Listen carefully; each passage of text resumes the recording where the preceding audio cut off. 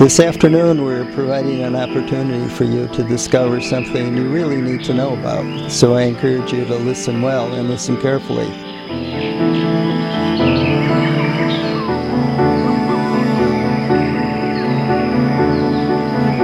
What I'll talk about concerns your body and your mind because, that's it. That's our world. Actually, I'm sure most of you know everything important about your body already, or at least the essential aspects. But you're likely to be stunned to know something vital and essential about your mind. Okay, here it is. When the body goes, the mind does not go on. This is contrary to what you would have heard from Celine Dion's Titanic song. To verify this fact, let me ask you this. Are you a permanent entity? And is the content and functioning of your mind something personal? If you are, then you need to be who you think you are permanently, all the time. But that's not the fact, is it? It's not like that in reality. We are not a self all the time. The self is an idea, and the self idea comes and goes. Doesn't hang in there permanently and continuously. Allow me to explain this to you. The self idea operates in a particular way. And once you understand how it operates and understand the implication, what this means will change your worldview.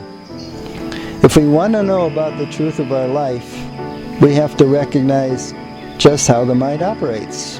For it's the mind that runs our life. The mind is the boss.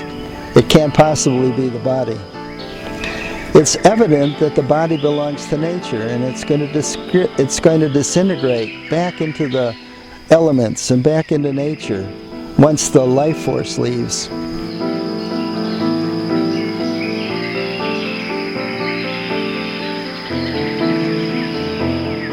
The life force must then be in the mind, or at least it isn't running the show from somewhere within the body. That would be impossible. Nobody's ever seen the life force in the body as a particular thing. Okay, so here's a 5-minute summation that describes the nature of mind.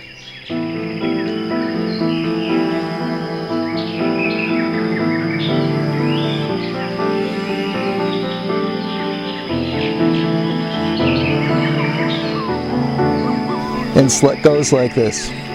We have 6 doors of perception. The eye, ear, nose, tongue, taste, body itself, and thought.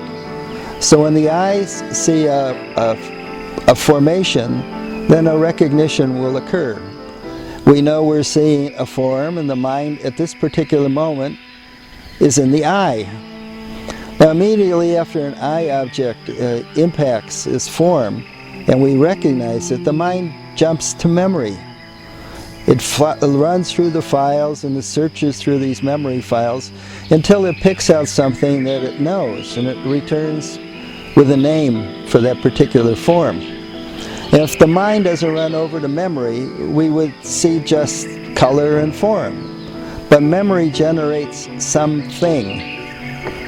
From the contact, which was simply form and color, something has occurred, there's a name. Immediately the relationship between something and awareness becomes personal. And once a personal relationship between something and the mind occurs, we have taken the something which now has a name and we relate to it personally. It's at this point that the person, the surrogate or alias or so-called self arises.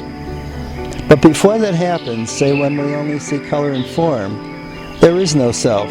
There's no person generated.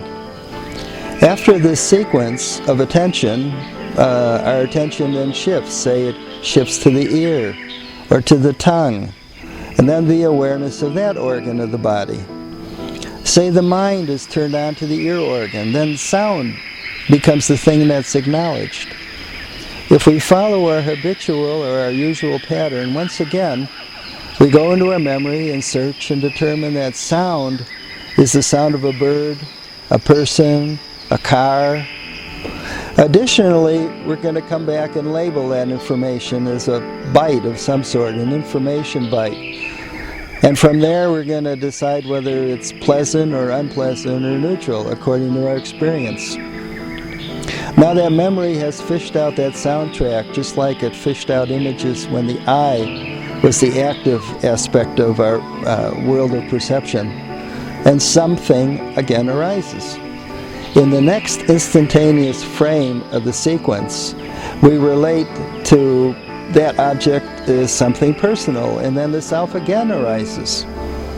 Now all this is happening at blinding speed, because as the mind flits along from one door of perception to another, from contact to memory, and once memory has done its duty, and then it drives on to this surrogate sense of being a person or being me or a self. We can call it the waiting to arise self. This self switches on and off, and it relates to that memory packet personally. So when it's switched on, then we get the sense that we're living in the world as a self. And we're living in the world through the contact with the eye or ear, nose, taste, body, or thought. Now this is a situation that's constantly occurring as long as we're alive. If your memory files and search engine are working, you can remember something. Something with a name is going to arise, or perhaps it's something unknown, something nameless. When something unknown arises, that means we can't match it with something. Memory doesn't know it, but it still becomes something. It becomes something unknown or strange that goes in the file under that name. So I ask you to reflect on this for a moment, for this is a process that's been going on your whole life, hundreds of thousands of times. Depending how old you are, it could be as many as 1,000,000 by now. But each time you've overlooked, you've misapprehended exactly what's going on. You've allowed the self to become personal. The idea of self, instead of being an idea, becomes a reality. At the cognition end of the cycle or the sequence comes the idea of self. That's where it arises. It's in a waiting mode. It exists as a kind of energy cloud of accumulated synapses and is reborn at the end of the transaction that I've been describing, at the end of the process of mundane awareness. The profound aspect I'm highlighting and talking to you about is the idea of self as a thing that comes and goes. It's not something living, it's a mechanism that arises and passes away. It arises and passes away with each and every contact to which we cling to and to which we relate to as the self. From the trigger mechanism of contact, memory is initiated and the name thing moves in and into an intimate relationship with the waiting in the wings idea of a continuous self. That is the idea of self. It lights up as it contacts something and then switches off just as fast as it lights up. It seems or it appears to be continuous, like a light bulb or a fluorescent light, which appears to emit a constant aura of light, but it's not like that. It's not constant at all. It's blinking on and off faster than we can catch it. The light from the bulb is transitory, just as the connection of the idea of self to something is transitory as well.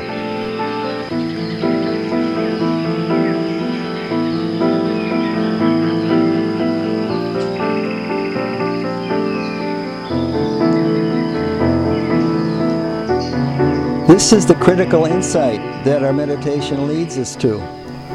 Apart from the nebulous piece of consciousness which displays the idea of self, there's no one there. No one is the natural condition. Now, I haven't presented this to you to try and convince you that the idea of self is merely a contrived, seeming condition which activates the habitual notion of self. If you're seeing the mind as permanent, not as something that arises and passes away in nanoseconds, you're not seeing things as they are. You're not seeing the reality.